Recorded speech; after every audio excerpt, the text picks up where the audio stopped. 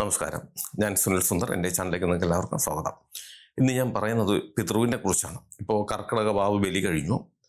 ആ കർക്കിടക വാവ് ബലി എങ്ങനെ ചെയ്യണം അതിനെക്കുറിച്ച് ഞാൻ ഒരു വീഡിയോ ഇട്ടിരുന്നു. ഇപ്പോൾ ഒരുപാട് പേരുടെ സംശയങ്ങളുണ്ട് പിതൃവിനെ കുറിച്ച്.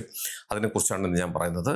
ഒരു കാര്യം കൂടി, നിങ്ങൾക്ക് ജ്യോതിഷപരമായ വാസ്തുപരമായ എന്തെങ്കിലും കാര്യങ്ങൾ അറിയണം, അത് ഞാൻ പറഞ്ഞാൽ മതി എന്നുണ്ടെങ്കിൽ ഇപ്പോൾ ഈ സ്ക്രീനിൽ എഴുതി കാണിക്കുന്ന എൻ്റെ ഓഫീസിലെ ഓൺലൈൻ ബുക്കിംഗ് നമ്പറാണ്. ഈ നമ്പറിലേക്കാണ് നിങ്ങൾ വിളിക്കേണ്ടത്. ഒന്ന് രണ്ട് ചെറിയ കാര്യങ്ങളുണ്ട്, അതനുസരിച്ച് നിങ്ങൾ ബുക്ക് ചെയ്യണം. അങ്ങനെ നിങ്ങൾ ബുക്ക് ചെയ്താൽ നിങ്ങൾ ചോദിക്കുന്ന ജ്യോതിഷപരമോ വാസ്തുപരമോ കാര്യത്തിൻ്റെ മറുപടി ഞാൻ നിങ്ങൾക്ക് തരാം. അത് കേട്ടിട്ട് നമുക്ക് നേരിട്ട് സംസാരിക്കുകയും ചെയ്യാം. അപ്പോൾ നമുക്ക് ഇന്നത്തെ വിഷയത്തിലേക്ക് കിടക്കാം. പിതൃക്കൾ അത്ര കുഴപ്പക്കാരാണോ? ഒരുപാട് പേര് ചോദിക്കുന്ന ചോദ്യമാണ്.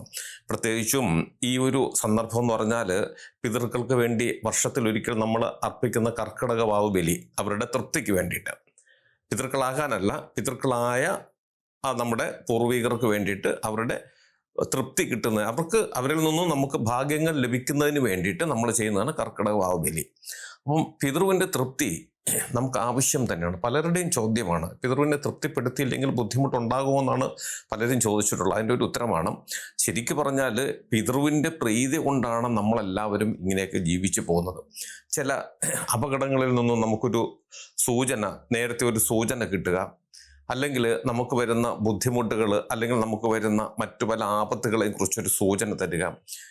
ഏറ്റവും കൂടുതൽ നമ്മുടെ സന്തതി പരമ്പരകൾക്ക് വരുന്ന ഭാഗ്യങ്ങൾ അത് പിതൃ തന്നെയാണ് തരുന്നത്. പിതൃ തൃപ്തി ഉണ്ടെങ്കിൽ മാത്രമേ അങ്ങനെയുള്ള ഒരു കുടുംബം നമുക്കുണ്ടാകുകയുള്ളൂ. ഇല്ലെങ്കിൽ ചില വീടുകൾ കണ്ടിട്ടില്ലേ, സന്തതികൾ ഒരിക്കലും നന്നാകില്ല.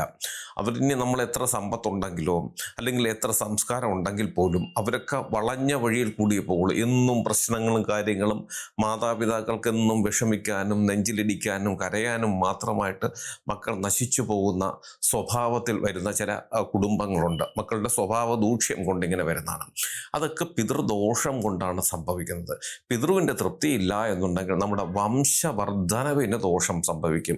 കുട്ടികളില്ലാതിരിക്കാം, അതുപോലെ തന്നെ കുട്ടികൾ ഉണ്ടായാൽ പോലും അവരൊന്നും നല്ല വഴിക്കായിരിക്കില്ല. എന്നും മോശമായ പ്രവൃത്തികൾ, നമ്മുടെ പൂർവികരുണ്ടാക്കി വെച്ചിരിക്കുന്ന സമ്പത്ത് നശിപ്പിക്കുക, വസ്തുവകൾ നശിപ്പിക്കുക, ദുഷ്പേരുണ്ടാക്കുക, കുടുംബത്തിൽ നിലനിന്നിരുന്ന സൽപ്പേര് നഷ്ടമായി പോവുക സന്തതികൾ വഴി. അപ്പോൾ സന്തതികൾക്കാണ് ഏറ്റവും കൂടുതൽ ദോഷം പിതൃവിനെ കൊണ്ടുണ്ടാകുന്നത്.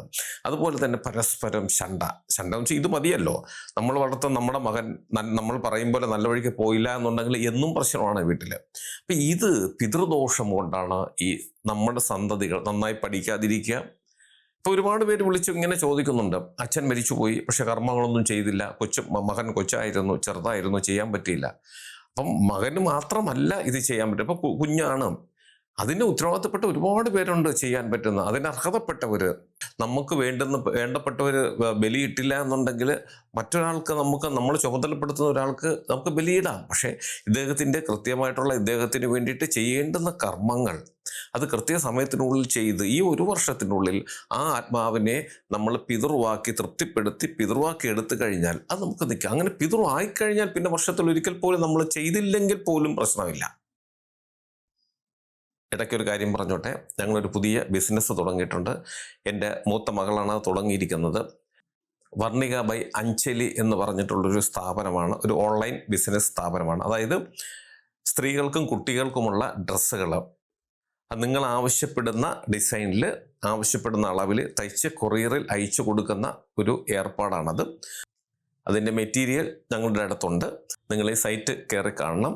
അതിൽ നിങ്ങൾക്ക് ഇഷ്ടപ്പെടുകയാണെങ്കിൽ തീർച്ചയായിട്ടും ഓർഡർ തന്ന് ഞങ്ങളെ സഹായിക്കുകയും വേണം.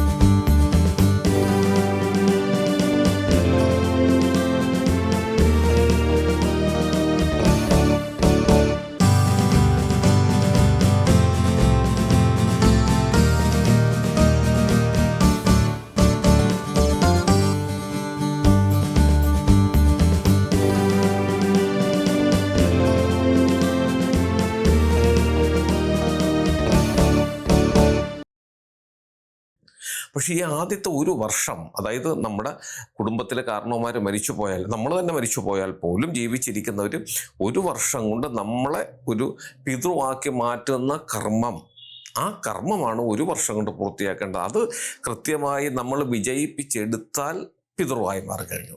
പിന്നീട് ഒന്നും ചെയ്തില്ലെങ്കിലും അത് പ്രശ്നമില്ല. അതായത് മരിച്ചുപോയ ആൾക്കാരുടെ ആത്മാവിന് മോക്ഷപ്രാപ്തി കൊടുത്ത് പിതൃ എന്ന് പറയുന്ന ഒരു വിഭാഗത്തിലേക്ക് എത്തിക്കുന്നതാണ്.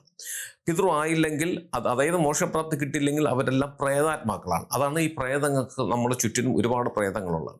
അപ്പോൾ കൃത്യമായിട്ടുള്ള ചടങ്ങുകൾ കൃത്യമായി തന്നെ നമ്മൾ ചെയ്ത് അതിനെ നമ്മൾ മോക്ഷപ്രാപ്തിയിലേക്ക് എത്തിച്ചു കഴിഞ്ഞാൽ അത് പിതൃവാകുകയും സർവോപരി നമ്മുടെ സന്തതികളുടെ ഭാഗ്യത്തിന് വേണ്ടിയിട്ട്, അവരുടെ നല്ല ഭാവിക്ക് വേണ്ടിയിട്ട് പിതൃതൃപ്തി നമുക്ക് അത്യാവശ്യമാണ്.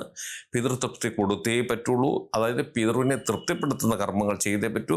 പിന്നെ വർഷം വരുന്ന വാർഷിക ബലി അത് ചെയ്തില്ലെങ്കിലും കുഴപ്പമല്ല, പക്ഷെ ചെയ്യുന്തോറും നമുക്ക് ഈ പിതൃവിൻ്റെ തൃപ്തി കൂടിക്കൊണ്ടേയിരിക്കും. നമ്മുടെ സന്തതി ഭാഗ്യം കണ്ട് നമുക്കെന്നും സന്തോഷിക്കാൻ പറ്റുന്ന അവസ്ഥയിലേക്ക് നമുക്ക് എത്താൻ പറ്റും. പിതൃവിൻ്റെ പ്രീതി കൂടിയേ കഴിയൂ. മരണാനന്തര കർമ്മങ്ങൾ കൃത്യമായി ചെയ്യുക.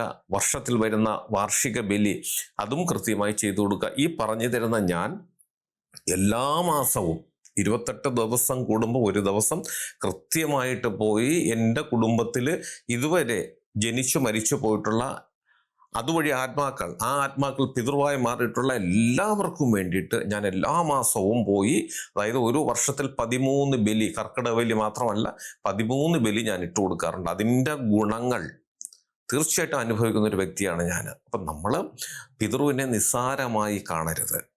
ആ പിതൃവിനെ അങ്ങനെ നമ്മൾ കണ്ട് പിതൃവിനെ ആ ഒരു ഭാവത്തിലേക്ക്, അതായത് നമ്മുടെ കുടുംബത്തിൽ മരിച്ചു പോകുന്നവരെ പിതൃഭാവത്തിലേക്ക് എത്തിച്ചില്ല എന്നുണ്ടെങ്കിൽ ഏറ്റവും കൂടുതൽ പ്രശ്നം നമ്മുടെ സന്തതികൾ, അവർ നാശത്തിലേക്ക് പോവും, അവരുടെ ഭാവി നഷ്ടമാകും. അവരുടെ ദുരിതം കണ്ട് നേറി ജീവിക്കാനായിരിക്കും, അല്ലെങ്കിൽ നേറി മരിക്കാനായിരിക്കും മാതാപിതാക്കളുടെ യോഗം. ഇത് വരുന്നത് പിതൃദോഷം കൊണ്ട് തന്നെയാണ്. എല്ലാവരും ശ്രദ്ധിക്കുക. അങ്ങനെ ശ്രദ്ധിച്ച് ചെയ്താൽ തീർച്ചയായിട്ടും നമ്മളറിയാതെ ഒരുപാട് ഭാഗ്യങ്ങൾ നമ്മളെ തേടി വരും. ഞാൻ ഈ പറഞ്ഞ കാര്യം നിങ്ങൾക്ക് എല്ലാവർക്കും ഉപകാരപ്രദമാകട്ടെ.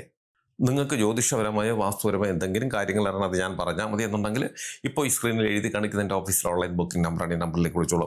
1-2 ചെറിയ കാര്യങ്ങളുണ്ട്, അതനുസരിച്ച് നിങ്ങൾ ബുക്ക് ചെയ്യണം. അങ്ങനെ നിങ്ങൾ ബുക്ക് ചെയ്താൽ നിങ്ങൾ ചോദിക്കുന്ന ജ്യോതിഷപരമോ വാസ്തുപരമായ കാര്യത്തിൻ്റെ മറുപടി ഞാൻ നിങ്ങൾക്ക് തരാം. അത് കേട്ടിട്ട് നിങ്ങൾക്ക് എന്നെ തിരിച്ചു വിളിക്കുകയും ചെയ്യാം.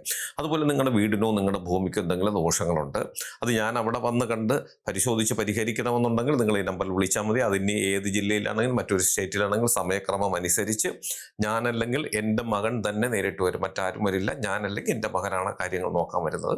ഞങ്ങൾ രണ്ടിൽ ആരെങ്കിലും ഒരാൾ നേരിട്ട് അവിടെ വന്ന് കണ്ട് അതിനെ പൂർണ്ണമായും പരിശോധിച്ച് പരിഹരിച്ച് തരികയും ചെയ്യാം. എന്നെ നേരിട്ട് കാണാൻ ഒരുപാട് പേര് വരുന്നുണ്ട്. വരേണ്ടത് തിരുവനന്തപുരം ജില്ലയിലാണ്. അവിടെ വരുന്നവരും ഈ നമ്പർ വിളിച്ച് ബുക്ക് ചെയ്തതിന് ശേഷം മാത്രം വരാൻ ശ്രമിക്കുക. ഇതെൻ്റെ ഓഫീസിലെ ഓൺലൈൻ ബുക്കിംഗ് നമ്പറാണ്. ഇത് രാവിലെ 10 മണി മുതൽ വൈകുന്നേരം 5:30 മണി വരെ നിങ്ങൾക്ക് നമ്പർ വിളിച്ച് ബുക്ക് ചെയ്യാം.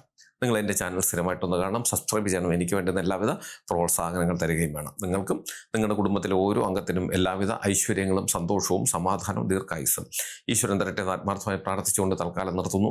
അടുത്ത ഒരു വീഡിയോയുമായി കാണുന്നവരെല്ലാവർക്കും നന്ദി, നമസ്കാരം.